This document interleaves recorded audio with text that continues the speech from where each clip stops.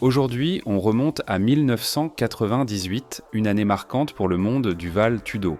On va parler d'un affrontement épique qui a eu lieu dans l'arène de l'IVC, International Val Tudo Championship, entre José Pelé, Landy, une légende brésilienne du shootboxing, et Chuck Liddell, une force américaine déterminée à se faire un nom. Ce combat ne s'est pas contenté de distraire, il a marqué l'histoire du MMA.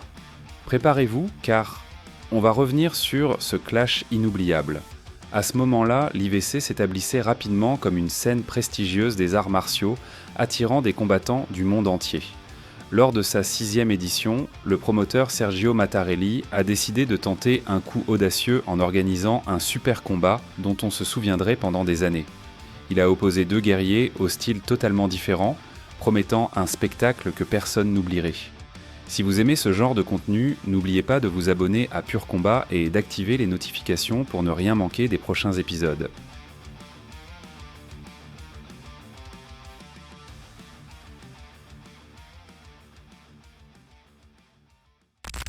D'un côté, nous avons José Pelé, Landy.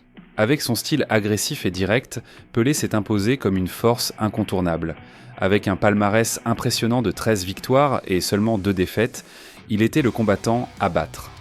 Formé dans la célèbre école Curitibana de shootboxing, Pelé avait déjà dominé des poids lourds comme Jorge Patino, Evangelista Cyborg et Adriano Verdele. Sa réputation de compétiteur acharné était méritée et il avait les compétences pour le prouver. De l'autre côté, Chuck Liddell se préparait à relever un énorme défi. Tout juste sorti d'une victoire à l'UFC 17, Chuck n'était pas encore un nom connu, mais il commençait à se faire remarquer. Son mélange unique de karaté et de lutte en faisait un adversaire redoutable, prêt à se mesurer à l'élite brésilienne.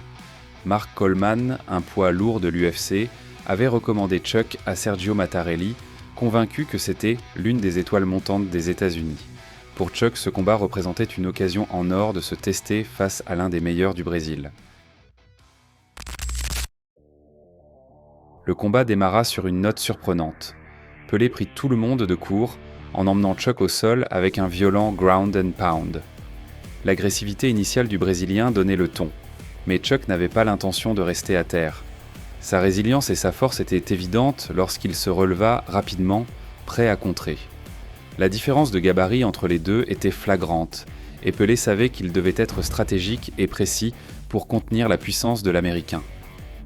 Aux environs de la 4e minute, Pelé plaça un high kick spectaculaire qui faillit mettre un terme au combat, envoyant Chuck à genoux.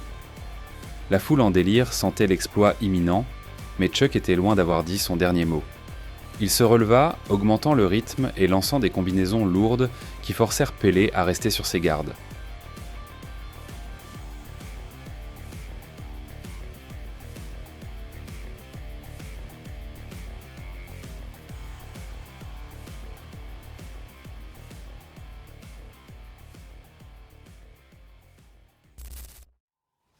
Au fil du combat, l'équilibre commença à changer. Aux alentours de la 12e minute, Pelé montrait des signes de fatigue. L'intensité du combat et la pression constante de Chuck commençaient à peser sur lui. Chuck, sentant l'opportunité, changea de tactique. Il utilisa son poids et ses compétences de lutteur pour dominer au sol, envoyant des coups puissants à coups de poing et de coude. La foule, suspendue à chaque instant, voyait le combat prendre un tournant dramatique, avec Chuck désormais en contrôle.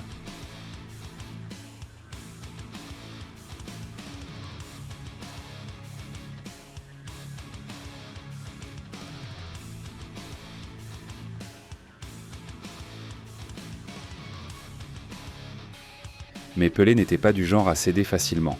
Malgré sa fatigue, il continuait à riposter, cherchant à reprendre le dessus.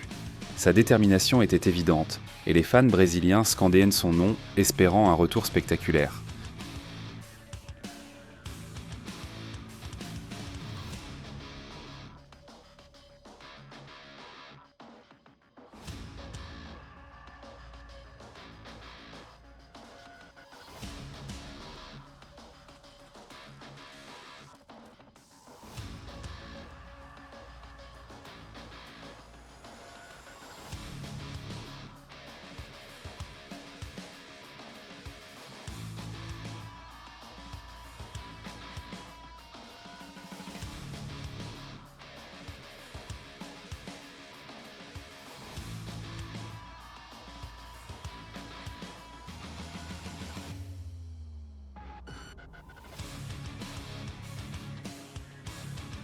Dans les dernières minutes du combat, Pelé trouva un dernier souffle, envoyant un coup de pied puissant qui fit à nouveau chuter Chuck.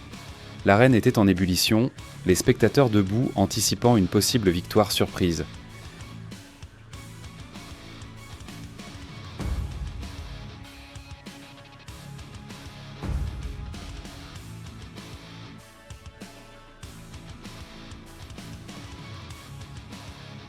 Mais la détermination de Chuck était inébranlable. Il ramena Pelé au sol, montrant une maîtrise impressionnante de la lutte et maintenant la pression jusqu'à la cloche finale.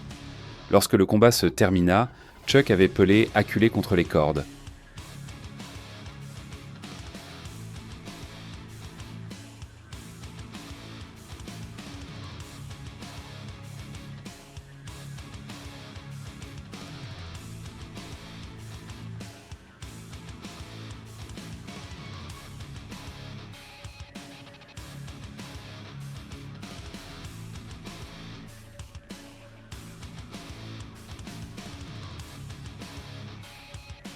Les juges délibérèrent avant de finalement déclarer Chuck Liddell vainqueur. Cette victoire marqua un tournant dans sa carrière naissante, signant ses débuts réussis sur la scène brésilienne. Les marques laissées sur le visage de Pelé témoignaient de l'intensité de ce duel.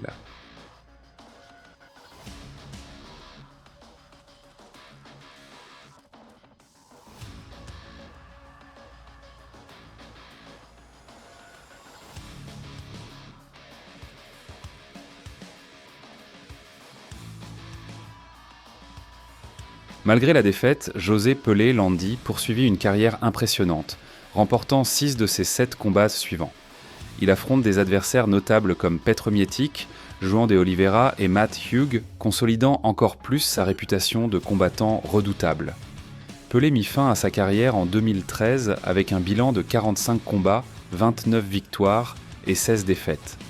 Cependant, en 2022, Pelé fit un retour surprise pour affronter le multiple champion de boxe Acelino Popo Freitas dans un combat très attendu avec une grande rivalité créée en amont, mais Pelé fut mis KO au premier round.